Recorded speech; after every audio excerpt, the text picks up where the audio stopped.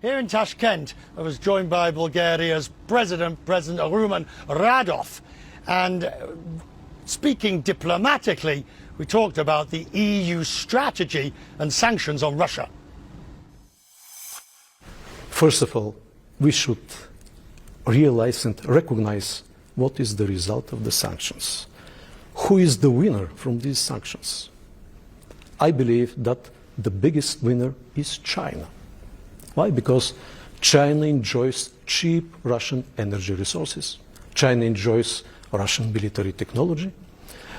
We withdrew our companies from Russia and opened the big Russian market to Chinese companies. So China benefits from these sanctions.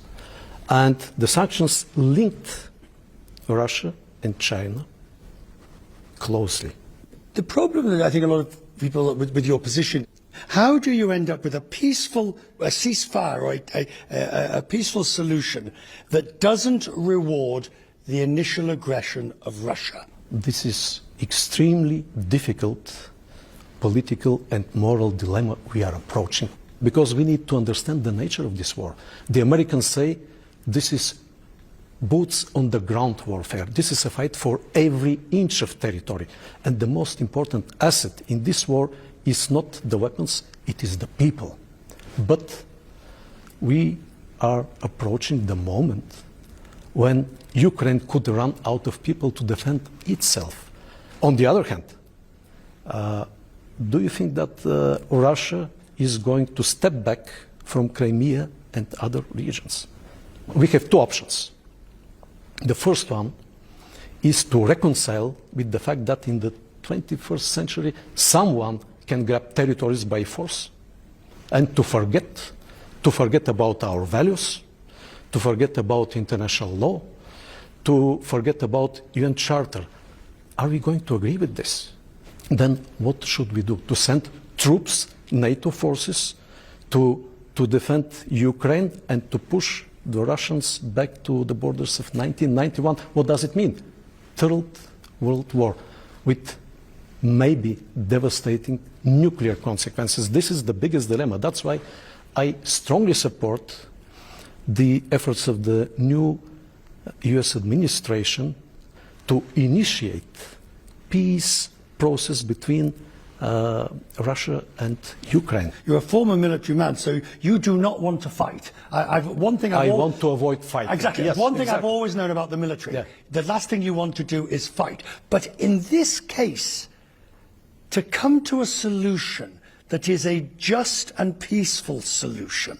I believe that we have three instruments to influence the peace process: military, economic, sanctions, and diplomacy. We have not harnessed the full potential of diplomacy yet.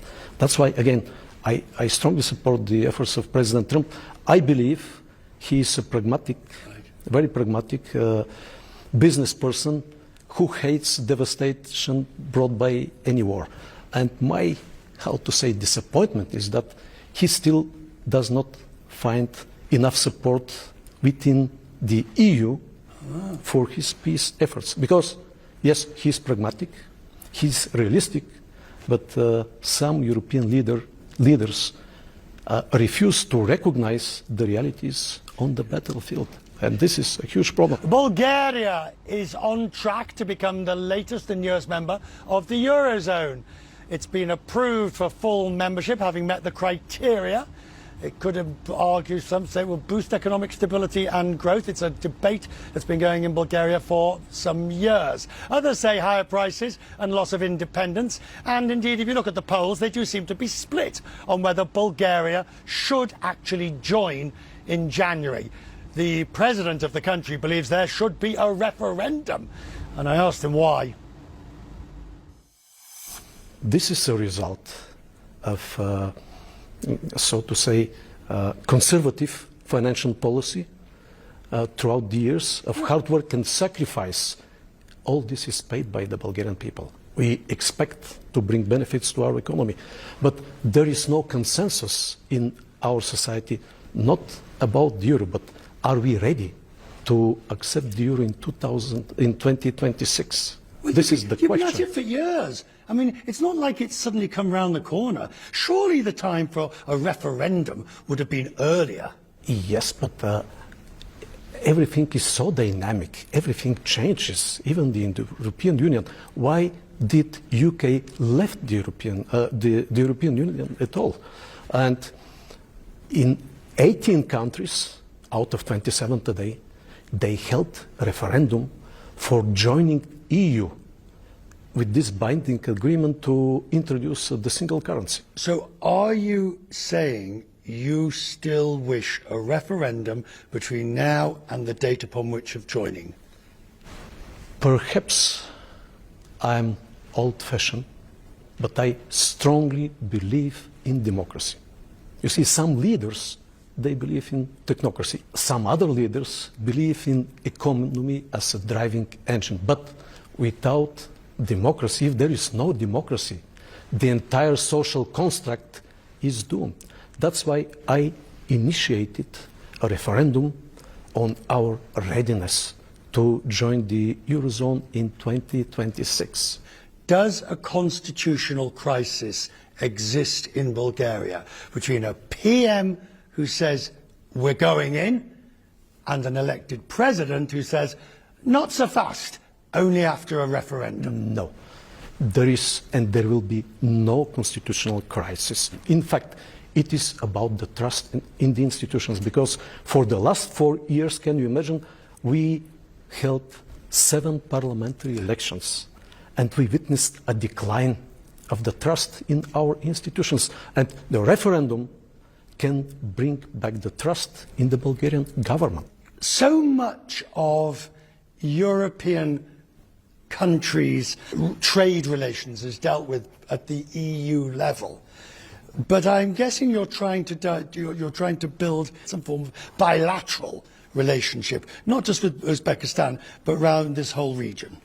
The Central Asian countries are of growing importance for the European Union. Bulgaria provides the most important part, the connectivity.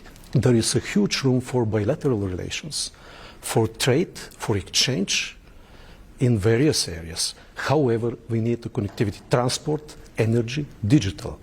Without this connectivity, we are pretty limited. And can you imagine, Bulgaria is on the west coast of the Black Sea.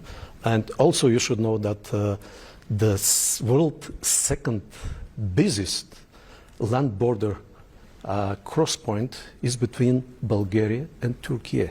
We provide European strategic entry point to this region. And this is Central Asia, this is China on the other side as well.